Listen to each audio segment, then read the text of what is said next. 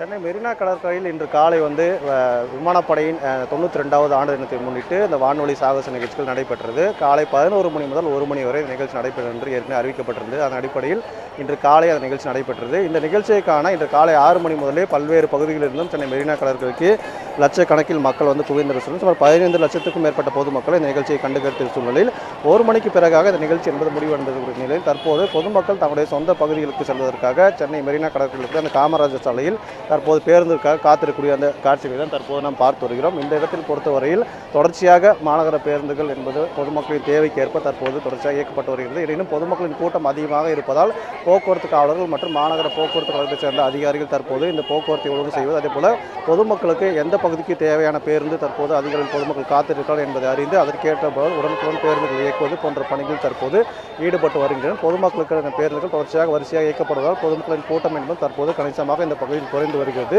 இன்னும் பல மணி நேரம் பொதுமக்கள் இந்த பகுதியில் காத்திருந்தக்கூடிய சூழ்நிலையில் தற்போதுதான் போக்குவரத்தும் இந்த பகுதியில் முழுமையாக சீரடைந்துள்ளது. சீரடைந்த காரணத்தில் தற்போது பொதுமக்கள் தங்களுக்கு தேவையான இடங்களுக்கு செல்வதற்காக தற்போது பேருந்துகள் தற்போது ஏறக்கூடிய நேரடி காட்சிகளை பார்த்து வருகிறோம். போக்குவரத்து கழகத்தை பொறுத்தவரையில் முழுமையான பேருந்துகள் பொதுமக்களின் தேவைக்கேற்ப தற்போது இயக்க போதுமான நடவடிக்கைகள் எடுக்கப்பட்டுள்ளதாகவும் இன்னும் ஒரு சில மணி நேரங்களில் முழுமையாக பொதுமக்களுக்கு தேவையான அனைத்து பகுதிகளுக்கும் சென்னையிலிருந்து பேருந்துகள் இயக்கப்படும் என்றும் தெரிவிக்கப்பட்டுள்ளது. இங்கே இருக்கக்கூடிய பொதுமக்களிடம் பேசலாம், என்ன மாதிரி சொல்கிறாங்கன்னு சொல்லிட்டு. மேடம், இப்போ எந்த பகுதிக்கு போகிறீங்க, எவ்வளோ நேரம் வெயிட் பண்ணுறீங்க பஸ்ஸுக்காக? மேடம், எந்த பகுதிக்கு போகிறீங்க, எவ்வளோ நேரம் பஸ்ஸுக்கு வெயிட் பண்ணுறீங்க? போகணும் 20 பேர், ரொம்ப நேரமாக வெயிட் பண்ணிகிட்டு இருக்கோம் நாங்கள். இல்லை, இப்போ தான் பஸ்ஸு விட்டுருக்காங்க, வந்துட்டுருக்கு, அதனால போயிட்டு.